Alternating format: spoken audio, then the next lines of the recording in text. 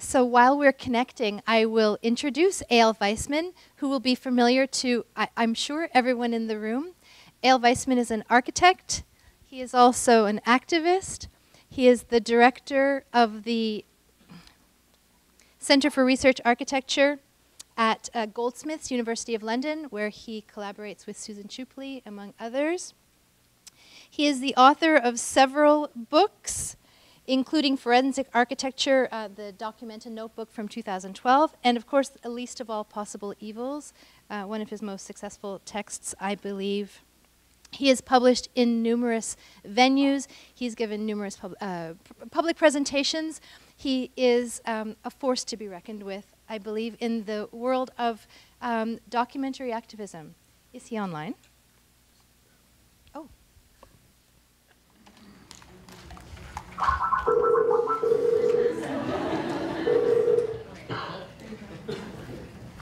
Yes, we're doing. Please join me in welcoming Eyal Weizman.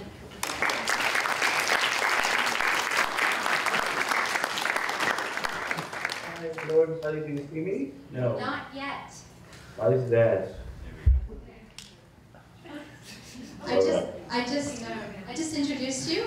So. Okay, wonderful. So let's just begin. And I think I would really, can I continue? Can I begin? Yeah. Okay. I would really like to start with a statement about how I feel right now in presenting work on Palestine. And you know, this is really what I was planning to show you now and what I will show you in a few minutes. But, you know, like working on Palestine is, we're always in a situation where we are kind of chasing the events that are happening. And from day to day, we are in a completely different political reality. And the one that is today unfolding, or in relation to the one that is today unfolding, I would like to, so this is what I would like to actually start with.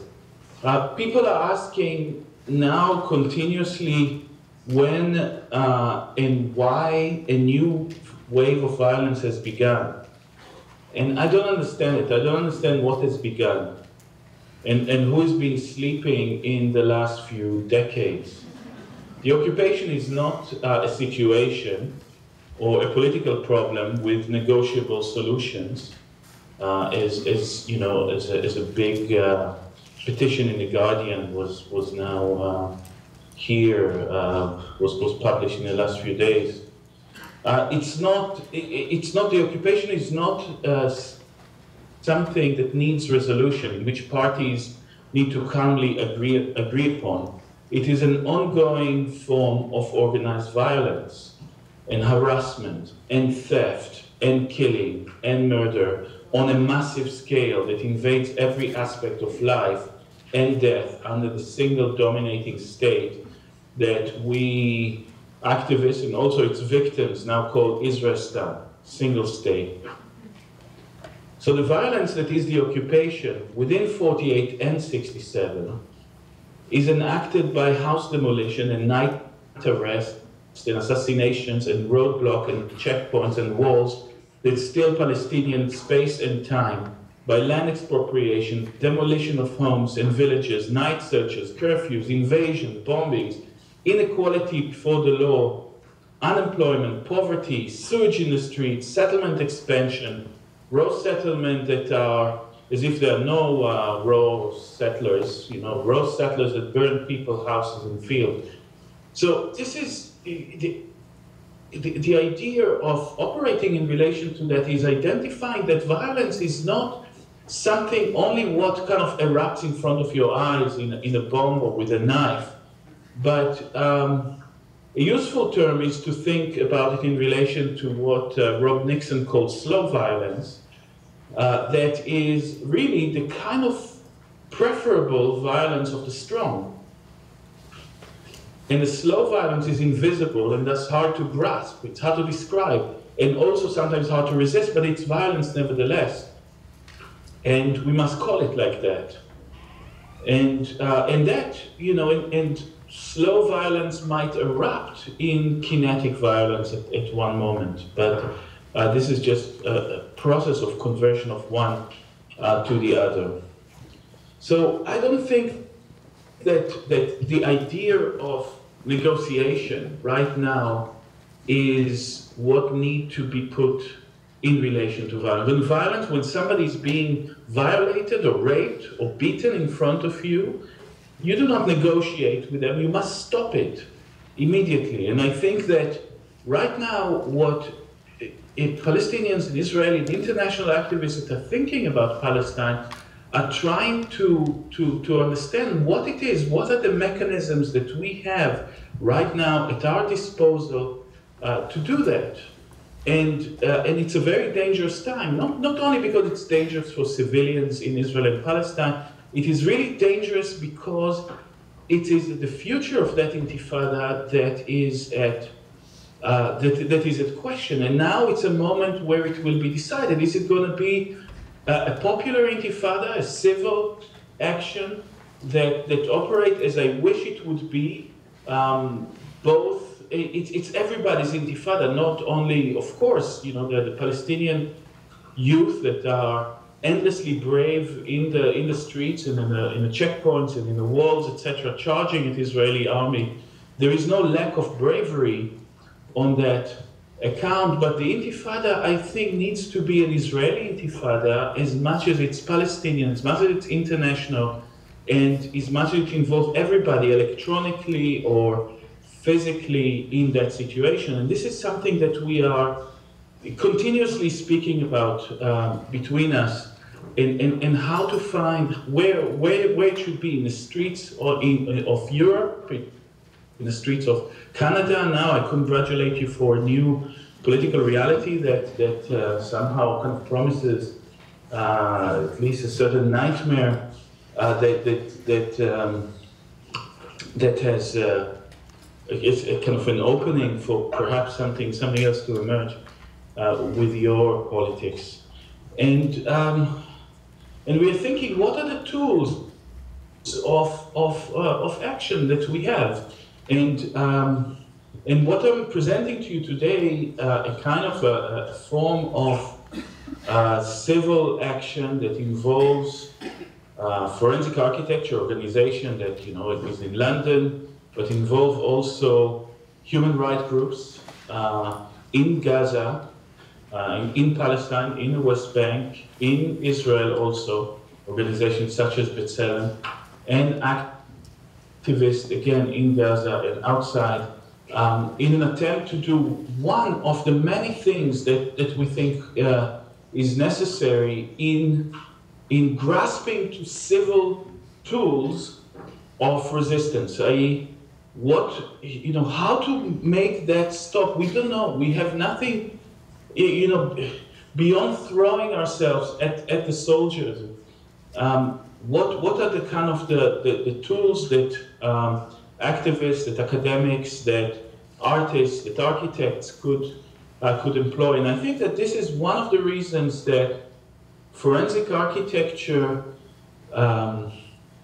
found as one of those possible avenues of action is a response to the Palestinian call last spring to join and ratify the ICC. Now, nobody believes that the appeals to international law is kind of an absolutely transformative in the politics of the region. The way we understand it is one of possible many actions that would shift the domain of activism and action from negotiations, i.e. something that is done by states, from armed resistance, something that is done by military groups on both sides, to civil actions.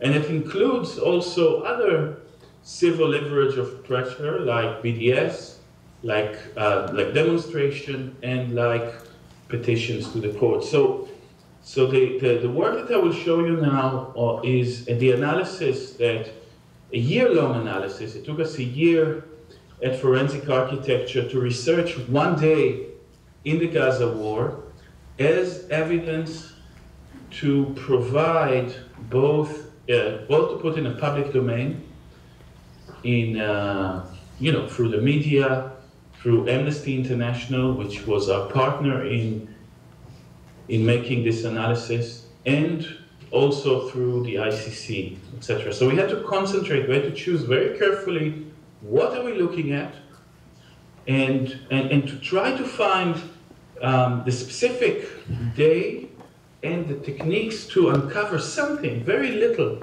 of what happened during it, in order to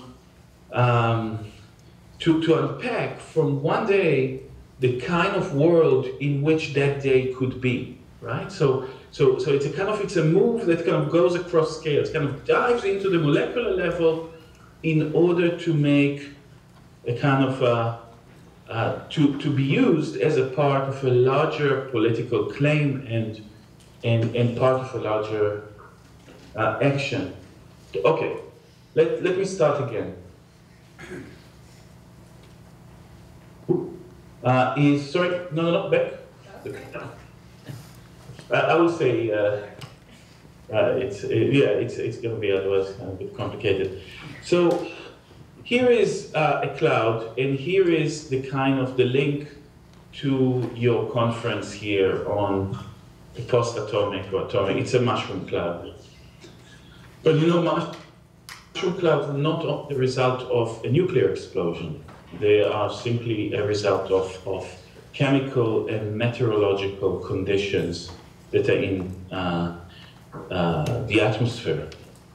So this mushroom cloud that you see, well, you see the top of it, is in fact a result of a massive bomb that landed in Gaza on August 1st, 2014, during the last Israeli invasion. Now there's something about clouds, there's something specific about cloud, and that is that, well, I mean, it's obvious, clouds are continuously transforming. It's a kind of, not only they're continuously transforming, clouds are the very conceptual matrix to think formal transformation. If we think metamorphosis, transformation, and mutation, cloud is the embodiment of that not only in Western culture, also in Chinese culture and in other Asian cultures. Clouds are the conceptual matrix to think transformation. So the very fact that clouds are continuously undergoing transformation is what allowed us, in fact, what was the key for us to unpack the event of that day, again, August 1st, 2014.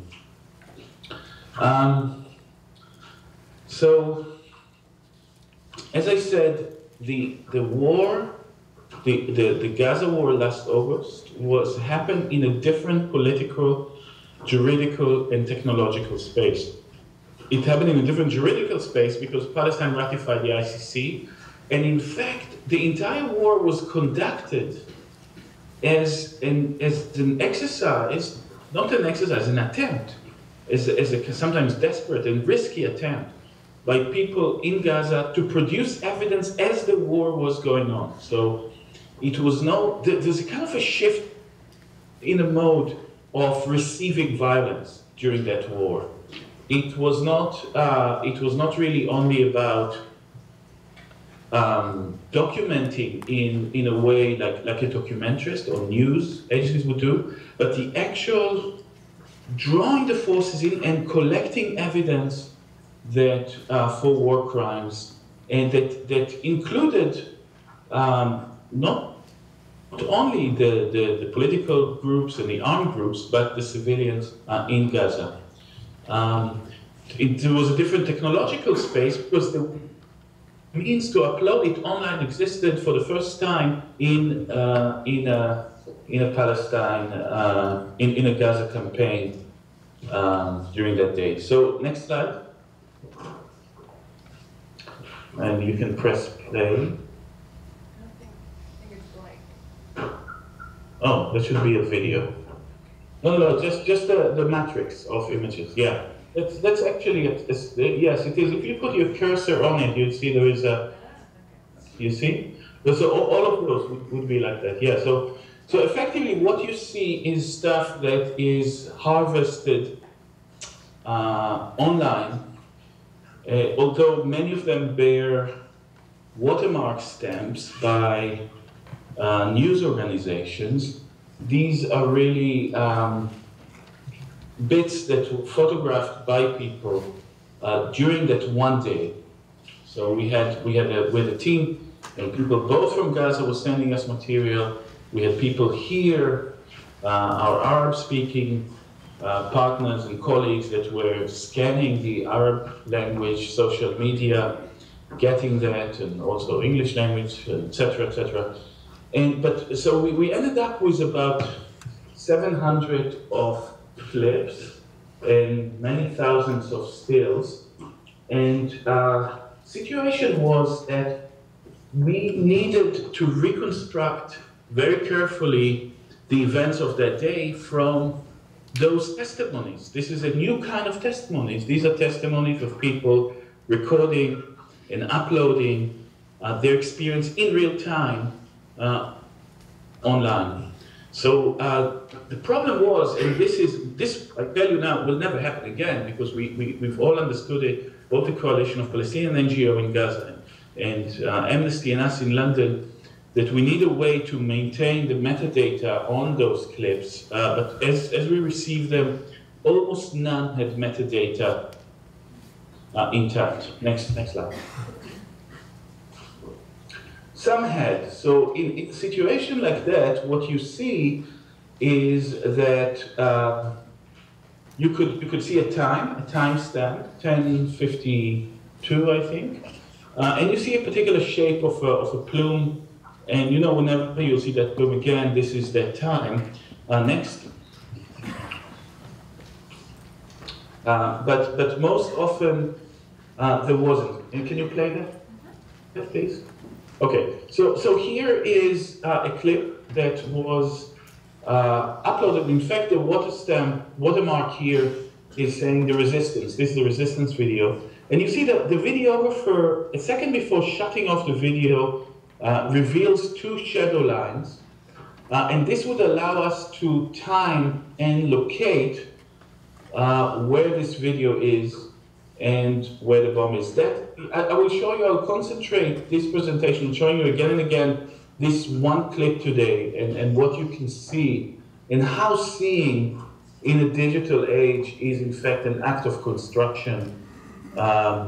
And I would argue an architectural construction. So what you see here is a kind of a correction of the parallax distortion on the lens and building of an architectural model based on that, on which we run a shadow marking that would establish now exactly the time of that bomb. So this is a way in which shadow becomes what we call a physical clock.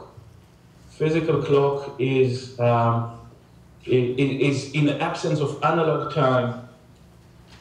We're looking for, sorry, of digital times, looking for analog moments, elements within an image to time it. Here, what we will do is kind of a very simple for any architect, or very basic, I don't know, simple kind of Renaissance technique of two-point perspective, by which we invert the two-point perspective system rather than building from a plan, a painting, a kind of the contour for a painting. We recreate the space from the image. We locate it on the exact roof, and we run and we check again our time. Everything that we do, because this is now going to be evidence-grade material, will have to be corroborated and cross-corroborated. So what you see here is that there is a small divergence between the time that we found on the shadow analysis, the first shadow analysis, and the second one of about 5 to 7 minutes. This is called time resolution. So the image has a time resolution of 5 minutes, a margin of error, in other words. Next. Okay. Now, the shadows are not always good enough because most images were actually like this, and we could see the shadows, for example, of the people at the bottom, close to the bottom of thing, they cast a shadow, but the time resolution on an image like that would be around 45 minutes. So that's not very good. And most images were like that, and we could not really continue.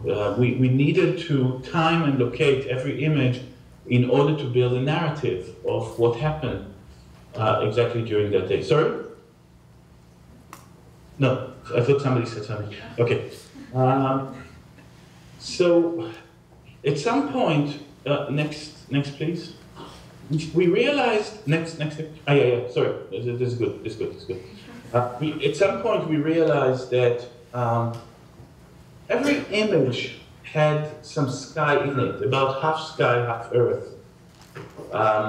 And every image that had sky had a bomb plume in it. And then we understood that in fact it is those clouds that are our physical clocks, that they are, it is through them that we could recreate the metadata of the film. And in fact, the clouds themselves are metadata because they would give us information about both space and time. Every cloud has a fingerprint. It's unique at every moment because it's continuously transforming, and no two are the same because they react to small differentiation in soil and in temperature and in pressure of the air, etc. Next. Yes, so, yeah, next.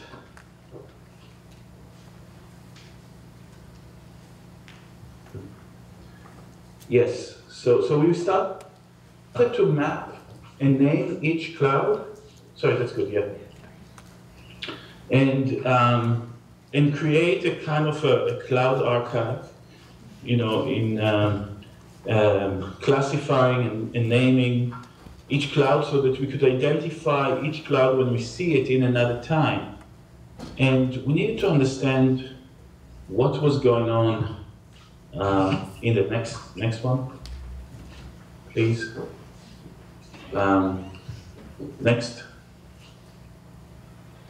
Next. Okay, so what you see here now on the screen is a bit of a footage from an ambulance. Now, the very brave ambulance drivers of Rafah during that day, in the absence of any communication system, so all networks were blocked, and people were they don't know where to go. So the ambulances were actually driving always towards the clouds. They were navigating. They became navigational device within the battlefield. So it was very useful because each one of those, we got all the medical services send us the footage, and you had a long kind of footage always of clouds because they were always at the apex of the perspective. Next.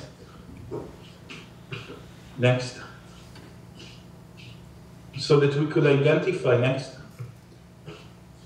And next. You see the circles? Yeah. Yeah, okay. Yeah, so effectively you can see those same three clouds from a slightly different angle. So now, if you know and you can know where one of those pictures are taken from, you can recreate by calculating the angle the other. Next. So the idea really is kind of realizing that we are inhabiting now the kind of long techniques and debates within history of art, from the Renaissance, from Brunelleschi to Ruskin or Berdamisch, that were writing about clouds, about attempts at capturing clouds, about attempts at at bringing them into the perspective about attempts, in fact, at solidifying clouds and turning clouds in a painting from an ephemeral into a solid object. But in fact, what was for us was the fact that they were like rock wool, that they were continuously transforming. It was the fact that they escaped objectivity that allowed us to understand time and space on the battlefield. So it was not exactly a kind of equivalent to sort of Renaissance attempt to capture the clouds as to solidify them within that. Next. And then, but when we started to look at these references from art history, simply trying to understand what people did, how people were dealing with the same problem of having to draw, to represent cloud, we came across this really classic text, John Ruskin, The Storm Cloud, of the 19th century, perhaps one of the formative texts on clouds and climate change, where Ruskin, who was the patron saint of the Cloud Appreciation Society, is, a total freak of clouds, at the end of his life delivers this talk in which he laments the fact that, the clouds that he's seeing are not the same clouds of the classics, and that the clouds under which he lives are actually clouds that are those of the Industrial Revolution, the clouds that are labor relation and exploitation and child labor and pollution and all those things. The cloud becomes political in that text, and I think it's a fabulous text. I recommend that you go back to next. So here you have two things compared here. You had Susan. This is a bit from an essay that she wrote on the dust of Ground Zero, and she reproduced this chart that, in fact, tried to quantify what's in the dust of Ground Zero, and of course, it had percentages of everything that the building was, from ink in the printers to cloth to asbestos to body parts to drugs within the body parts, traces of drugs, etc. And next. So the cloud, to understand it, we need to understand this is architecture in gas form. Everything that the building was blasted. It's mainly concrete. It has some plaster in it. It has some wood. It has some cloth. It has some other, the body parts, the drugs in the body part.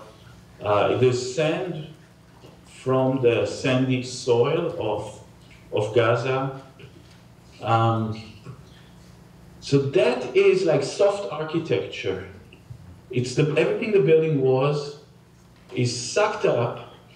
So when a bomb falls in a place, it creates an area, there's a shock wave coming out, right? So if they're coming out, there's an area of low pressure at the center that sucks in anything that the shock wave that just passed before pulverized. So it kind of sucks everything back, and that rises up in kind of an enormous kind of twist with enormous power in a column until the column evens out in pressure with the atmosphere and open into this mushroom and then into an umbrella, and then it kind of, the bits of the building are raining down onto the shadow of the mushroom, in fact. So it's a kind of, how to say, rock wool, a kind of, it's that, what we were looking at here are dead bodies and buildings together, existing in the sky for 8 minutes, or from 8 to 11 minutes, 7 to 11 minutes actually, depending on various conditions. And at any given moment, being photographed throughout the battlefield. Next. How am I doing with time, by the way? You're at 30 minutes. Oh. 29 to be specific. Oh, it's very, very slow. Okay, play, please. So what we see here now is the same bombing filmed by the resistance. And now you will see bits from our cloud archive that we've collected that we try to sync up with it. So we try to really measure all those clouds in order to find the exact moment where the exact frame, where you can sync them up by the form of the cloud, by the small fluctuation of the cloud, by really looking at it very, very carefully, trying to do that. And we did that to dozens and dozens of clouds. This is just one of them, which we show you. And corroborate again and again. And now what we do is like we try to find where this cloud fell. So at the intersection of those perspectives, we would expect to find it. And we can corroborate it by looking at the satellite image. So a cloud is fully metadata. It's both space and time, right? Next. During that day, we had, there was another rare thing, not only social media, but there was a different form of satellite images that were available to the public. During that day, there was a European satellite that was not abiding by US laws that reduced the resolution over Israel-Palestine in agreement with the Israeli government. So we had a high-resolution satellite image that, you know, the satellite goes in relation to the Earth in about 20 times the speed of sound. It's enormously fast as it is moving, but it managed at that moment when it visited Rafah, it caught a bomb that was just exploding. And we knew exactly when this satellite image was because its metadata is good. So now we're starting to look frantically for that cloud that you see at the top left part of that image. Next. Play, please. Media not found. Oh, that's really important. Gosh. Okay, next.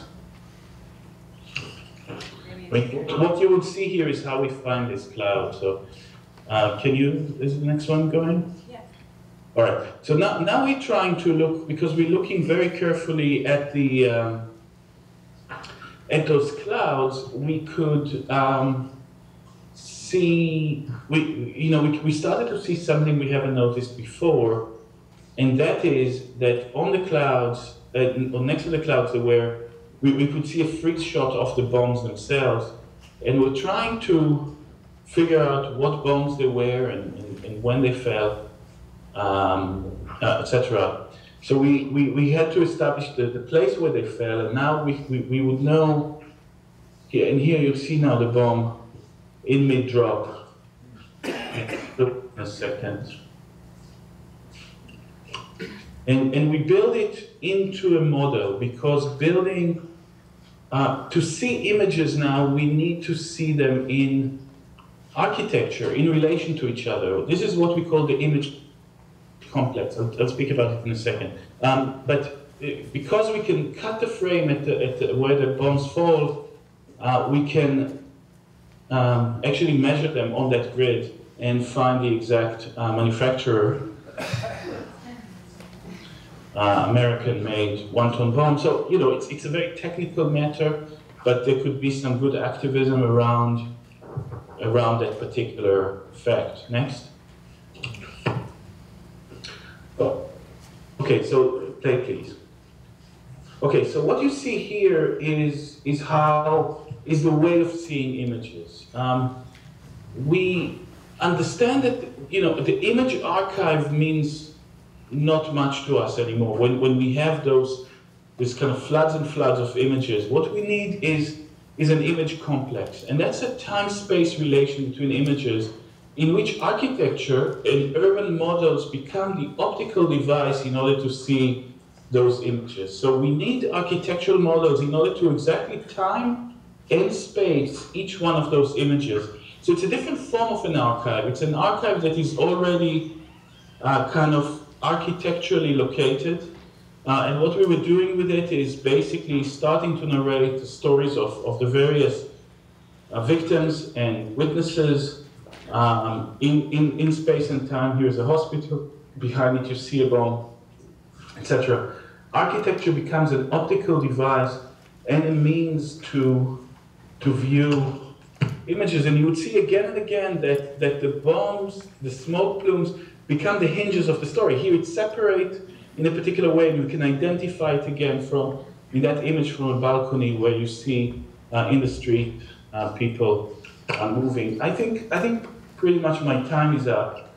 And so I'll stop right now to leave a few minutes to questions, although I would just like to conclude and say, just to tell you where it's going and to send you to the website where you can see it. So the website is blackfriday.amnesty.org or something like that. You can find it, I'm sure, by Google, by putting Black Friday and forensic architecture. Effectively, the next chapter in our investigation has been about identifying the architecture of the subsoil. Because the story that unfolded that day involved three domains. It involved the air and this kind of ephemeral, soft architecture in it, and the subsoil in which there were another limit condition of architecture, the kind of excavation of tunneling and very, very complex. And in between the citizens of Gaza was stuck. In between those two militarized domains, subsoil and the air. The more Israel has control over the air, the more Palestinian resistance has control over the subsoil. It takes, if an airplane flies in several times the Mach or speed of sound, it's about 15 meters a day to excavate a tunnel, much slower. But those two, the kind of the event of that day unfolded between those two domains. And the bombs that you're seeing are in fact bombs that were thrown deep into the subsoil, and through kind of the architecture of the clouds, we were able to understand also something of the architecture of the subsoil. So thank you for listening.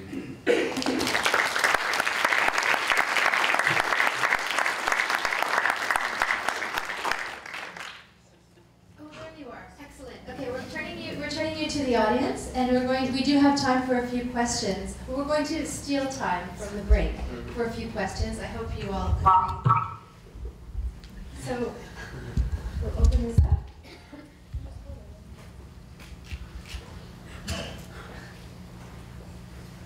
Oh, no, few people.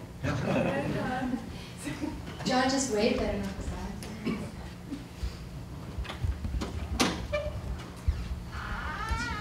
Oh my gosh, we're having it.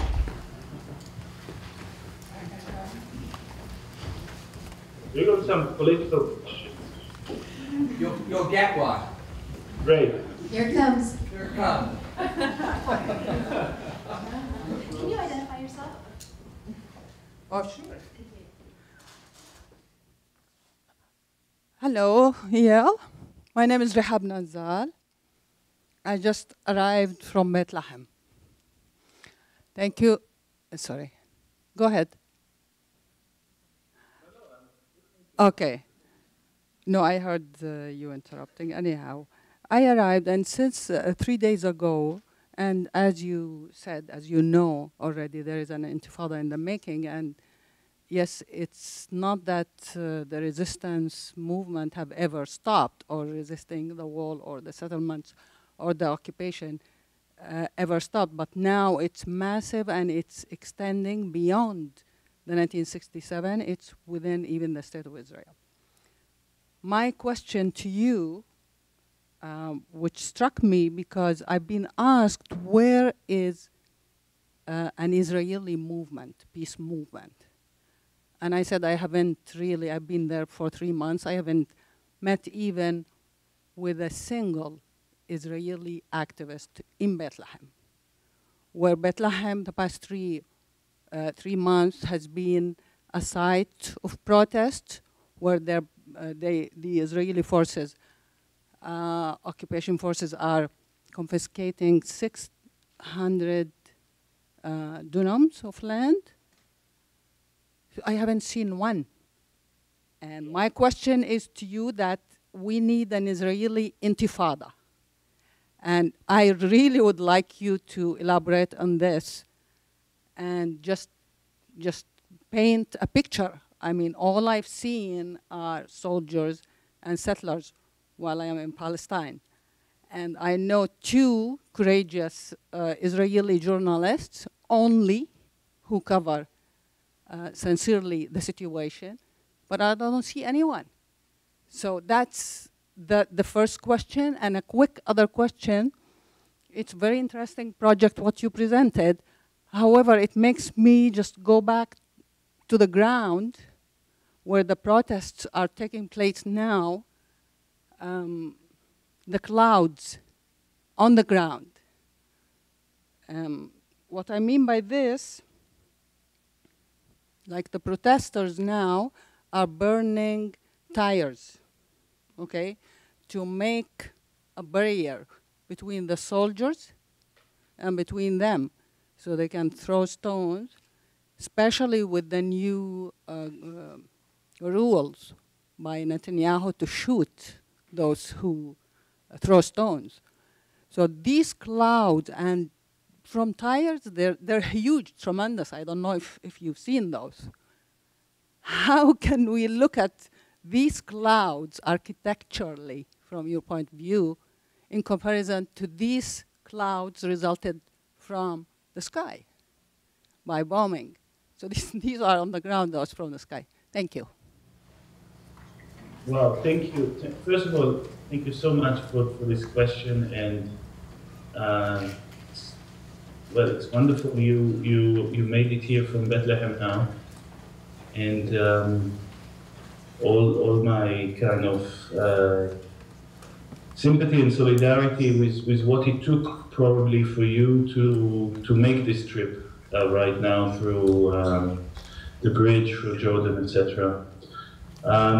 I think that it is, I hope, I don't know how, I don't know that there are tens of thousands, but there are activists that would be committed. And I think it would be very useful if this intifada is, it's not, of course it's a Palestinian intifada. Of course this is a Palestinian struggle and the Palestinians are paying the price for this. But it needs to also be an international intifada in a sense that if you would have Israelis in there, and we see it wherever we're demonstrating, whenever, I live in London, but I'm actually a neighbor of yours because my architectural office in Palestine is in Bet Sahur. And maybe you know, with Sandy Hilal and Alessandro Petti, we're working there. And it's an absolutely interesting place, Bet Sahur, because it's a place, as you know, of the lefty political parties, of DFLP and PFLP, which are very strong there, and was always a site of a kind of a binational struggle. Even in the first Intifada, it was the only place where, in Bet Sahur, where the White Intifada happened, when Israelis and Palestinians were together burning the tires, as you describe it, etc. So I think it's from places like that, and from situations like that, like something of a joint struggle could emerge. And I know how useful it is because I know in Abu Saleh and I know in other places, when there are internationals and Israelis in a crowd that approach the Israeli army, they think if to shoot or not. It's the obvious, sad, racist reality of this situation, but they will not shoot in the same extent. And I think also that it is right now a struggle for the nature of what kind of intifada it would be. Can it be a wide intifada? If it is, if we leave it for states, if we leave it for the militants, if we leave it on both sides, I think that this is going to narrow down the cycle of participation.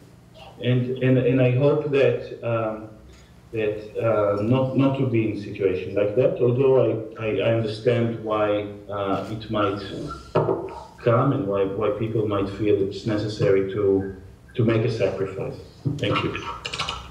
Can you still see if I set you down? Kind of heavy. Hi. Hi, Eyal. My name is Elle Flanders. I'm with Public Studio. We've been working for many, many years in Palestine. We're working in solidarity with my friend Rehab. And I guess my question is this, is that you claim that we need a new way of seeing, a new way of creating images with architecture, things we can see. I work with my partner who's an architect, so I'm sure she would agree with you. But I think the question is sometimes, I guess, more a philosophical one. If we have seen everything we need to see, and Rehab might agree with me here, we've seen everything we need to see, and yet we work within a regime that A, chooses not to see, but works beyond the law. So when you talk about juridical systems and forensic architecture sort of finding its way through and trying to position itself within this juridical law when you have a system that is not working within that same system, how do these two things relate?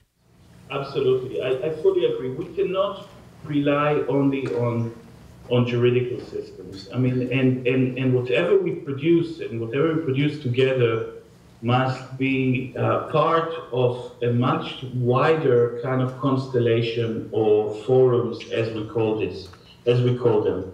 And of course, making Israeli accountable by international law means that they resist, you know, the very legitimacy of the court, the very legitimacy of the law, etc.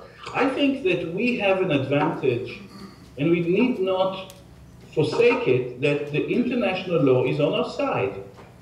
And it's practically very useful to make